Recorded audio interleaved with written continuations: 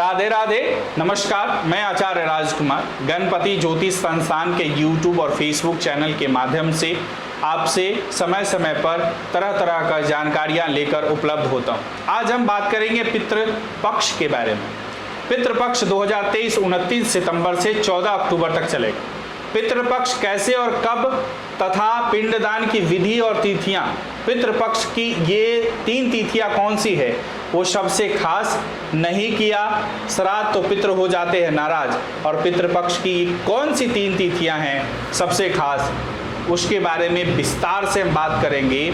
अगर आप चैनल पे नए हैं तो सब्सक्राइब करें, बेल आइकन दबाएं और वीडियो को ज़्यादा से ज़्यादा शेयर करें। पितृपक्ष पितरों को समर्पित है। इस दौरान पितरों की आत्मा की शांति के लिए श्राद्ध किया जाता है। पंचांग के अनुसार पितृपक्ष की शुरुआत भाद्रपद माह की पूर्णिमा तिथि से होती।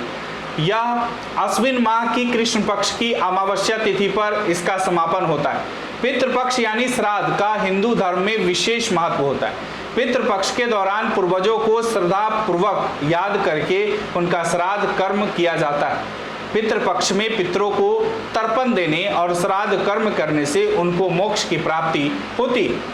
इस दौरान न केवल पितरों की मुक्ति के लिए श्राद्ध किया जाता है, बल्कि उनके प्रति अपना सम्मान प्रकट करने के लिए भी किया जाता है। पितृपक्ष में श्रद्धा पूर्वक अपने पूर्वजों को जल देने का विधान है। पितृपक्ष की शुरुआत इस साल 29 दिसंबर 2023 से हो रही है और इसका समापन 14 अक्टूबर को होगा। पितृपक्ष के दौरान पूर्वजों को श्रद्धा पूर्वक याद करके उनका श्राद्ध कर्म किया जाता है। पितृपक्ष में पितरों को तर्पण देने और श्राद्ध कर्म करने से उनको मोक्ष की प्राप्ति होती है। इस दौरान न केवल पितरों की मुक्ति के लिए श्राद्ध किया जाता है, बल्कि उनके प्रति अपना सम्मान प्रकट करने के लिए भी किया जाता है। ज्योतिष में बताया गया है कि श्राद्ध का अर्थ श्रद्धा पूर्वक अपने पितरों को प्रसन्न करने से है और सनातन मान्यता के अनुसार परिजन अपना देह त्याग कर चले गए हैं, उनकी आत्मा की तृप्ति के लिए सच्ची श्रद्धा के साथ तर्पण किया जाता है, उसे श्राद्ध कहा जाता है। ऐसी मान्यता है कि मृत्यु के देवता यमराज श्राद्ध पक्ष में जीव को मुक्त कर देते हैं ताकि वे स्वजनों के यहाँ जाकर तर्पण ग्रहण कर सके।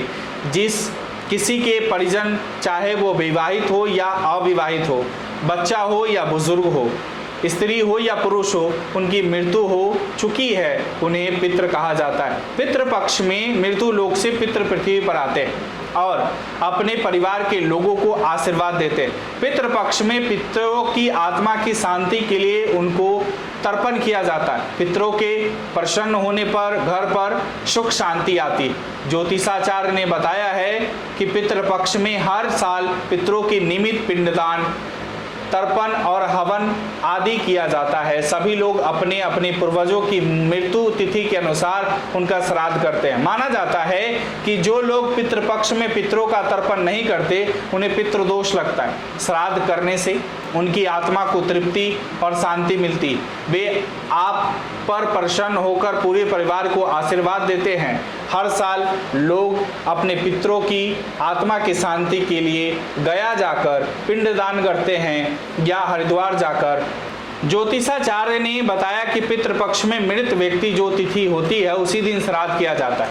श्राद्ध केवल पिता ही नहीं बल्कि अपने पूर्वजों का भी किया जाता है। जब कोई अपना शरीर छोड़कर चला जाता है तब उनके सारे क्रियाकर्म करना जरूरी होता है, क्योंकि ये क्रियाकर्म ही उक्त आत्मा को आत्मिक बल देते हैं और वह इससे संतुष्ट होते हैं। प्रत्येक आत्मा के भोजन, पानी और मन की शांति की जरूरत होती है और उसकी यही पूर्ति सिर्फ उनके परिजन ही कर सकते हैं। परिवारजनों से ही वह आशा करती है। श्राद्ध में पितरों को आशा रहती है कि हमारे पौत्र पुत्र आदि में हमें पिंड दान तथा तिलांजलि प्रदान कर संतुष्ट करेंगे। इसी आशा के साथ वे पितृलोक से पृथ्वी लोक पर आते हैं। यही कारण है कि हिंदू धर्म शास्त्रों में प्रत्येक हिंदू गृहस्थों को पितृपक्ष में श्राद्ध अवश्य करने के लिए कहा गया है। अन्य कई कार्य भी श्रद्धापूर्वक किए जाते हैं, लेकिन यहाँ श्राद्ध का तात्पर्य पितृपक्ष यानी अश्विन कृष्ण पक्ष प्रतिपदा से अमावस्या तक में पितरों के निमित्त किए जाने वाली तर्पण और पिंडदान से।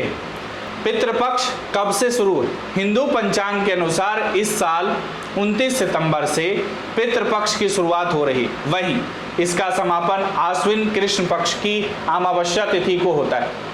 अमावस्या तिथि इस बार 14 अक्टूबर को पड़ रही है। श्राद्ध, पिंडदान और तर्पण का अर्थ होता है कि पितृपक्ष में घर परिवार के मृत पूर्वजों को श्रद्धा से याद किया जाता है, इसे ही श्राद्ध कहा जाता है। पिंडदान करने पर का मतलब ये है कि हम पितरों के लिए भोजन दान कर रहे हैं। तर्पण करने का अर्थ यह है कि हम जल का दान कर रहे हैं। इस तरह पितृपक्ष में इन 3 कर्मों को महत्व है। पितृपक्ष में किसी गौशाला में गायों के लिए हरी घास या उनकी देखभाल के लिए धन का दान करना चाहिए। किसी तालाब में मछलियों को आटे की गोलियां बनाकर खिलाएं। घर के आसपास कुत्तों को भी रोटी खिलानी चाहिए। इसके साथ ही कौओं को भी अपनी छत पर भोजन रखना चाहिए। जरूरतमंद लोगों को भोजन खिलाएं। किसी मंदिर में पूजन सामग्री भेंट करें। इन दिनों भागवत गीता का पाठ कराना चाहिए। भोजन के 5 अंश होते हैं।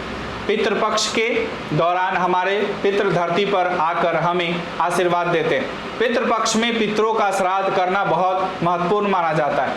हमारे पितृ पशु पक्षियों के माध्यम से हमारे निकट आते हैं और गाय, कुत्ता, कौवा और चींटी के माध्यम से पितृ आहार ग्रहण करते हैं। श्राद्ध के समय पितरों के लिए भी आहार का एक अंश निकाला जाता है, तभी श्राद्ध कर्म पूरा होता है। श्राद्ध करते समय पितरों को अर्पित करने वाले भोजन के 5 अंश होते हैं। गाय, कुत्ता, चींटी, कौवा और देवताओं के लिए कुत्ता जल तत्व का प्रतीक है और चींटी अग्नि तत्व का, कौवा वायु तत्व का, गाय पृथ्वी तत्व का और देवता आकाश तत्व का प्रतीक। इस प्रकार इन 5 को आहार देकर हम पंच तत्वों के प्रति आभार व्यक्त करते हैं। केवल गाय में ही एक साथ 5 तत्व पाए जाते हैं, इसलिए पितृपक्ष में गाय की सेवा विशेष फलदायी होती है। पितृपक्ष के दौरान प्रतिदिन पितरों के लिए तर्पण करना चाहिए। तर्पण के लिए आपको कुश, अक्षत, जौ और काला तिल का उपयोग करना चाहिए। तर्पण करने के लिए पितरों से प्रार्थना करें और गलतियों के लिए क्षमा मांगें। श्राद्ध की तिथियों की बात कर ले कि 2023 में श्राद्ध पक्ष में कौन कौन सी तिथि कब पड़ रही है। 29 सितंबर को पूर्णिमा श्राद्ध है, 30 सितंबर को प्रतिपदा श्राद्ध है और द्वितीया श्राद्ध भी है। 1 अक्टूबर को तृतीया श्राद्ध है, 2 अक्टूबर को चतुर्थी श्राद्ध है, 3 अक्टूबर को पंचमी श्राद्ध, 4 अक्टूबर को षष्ठी श्राद्ध, 5 अक्टूबर को सप्तमी श्राद्ध, 6 अक्टूबर को अष्टमी श्राद्ध, 7 अक्टूबर को नवमी श्राद्ध, 8 अक्टूबर को दशमी श्राद्ध और 9 अक्टूबर को एकादशी श्राद्ध और 11 अक्टूबर को द्वादशी श्राद्ध, 12 अक्टूबर को त्रयोदशी श्राद्ध, 13 अक्टूबर को चतुर्दशी श्राद्ध और 14 अक्टूबर को सर्वपितृ अमावस्या श्राद्ध होगा इस 2023 में। तो पितृपक्ष की 3 महत्वपूर्ण तिथियां कौन सी है उसके बारे में आपको जानकारी दे रहे हैं। वैसे तो पितृपक्ष की सभी तिथियां महत्व वाली होती है, क्योंकि हर तिथि पर किसी न किसी के पितृ का देहांत हुआ होता है और वे अपने लिए श्राद्ध, तर्पण आदि करते हैं। लेकिन पितृपक्ष की भरनी श्राद्ध, नवमी श्राद्ध और सर्वपितृ अमावस्या या अमावस्या श्राद्ध की तिथियां महत्वपूर्ण है।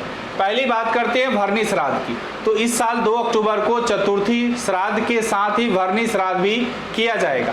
हिंदू पंचांग के अनुसार 2 अक्टूबर को भरनी नक्षत्र शाम 6:24 तक ही रहेगा। किसी भी परिवार यानी परिजन की मृत्यु के 1 साल बाद भरनी श्राद्ध करना जरूरी है। अविवाहित मरने वाले लोगों का श्राद्ध पंचमी तिथि में करते हैं और उस दिन भरनी नक्षत्र हो तो और भी अच्छा होता है। इसके अतिरिक्त जो अपने जीवन काल में तीर्थ यात्रा नहीं करता उसके लिए गया, पुष्कर आदि में भरनी श्राद्ध करना होता है ताकि उसे मोक्ष प्राप्त हो सके। दूसरा, नवमी श्राद्ध की बात करें तो पितृपक्ष के नवमी श्राद्ध को मातृ श्राद्ध या मातृ नवमी के नाम से जाना जाता है। इस साल 7 अक्टूबर को नवमी श्राद्ध है और इस तिथि पर परिवार की माता पितरों जैसे कि माँ, दादी, नानी पक्ष का श्राद्ध करते हैं। यह दिन माता पितरों को समर्पित होता है। यदि आप इस दिन उनके लिए तर्पण, पिंडदान, श्राद्ध आदि नहीं करते हैं तो वे नाराज हो जाएगी। इससे आपको पितृदोष लग सकता है। नंबर 3, सर्वपितृ अमावस्या यानी अमावस्या श्राद्ध। आश्विन अमावस्या को सर्वपितृ अमावस्या या अमावस्या श्राद्ध होता है। इस वर्ष 14 अक्टूबर को सर्वपितृ अमावस्या है। सर्वपितृ अमावस्या के दिन उन पितरों के लिए श्राद्ध करते हैं जिनके निधन का तिथि मालूम नहीं होती या आपको अपने पितृ ज्ञात नहीं है। ऐसे में आप सर्वपितृ अमावस्या के दिन अपने सभी ज्ञात और अज्ञात पितरों के लिए श्राद्ध, पिंडदान, तर्पण आदि करते हैं। राधे राधे।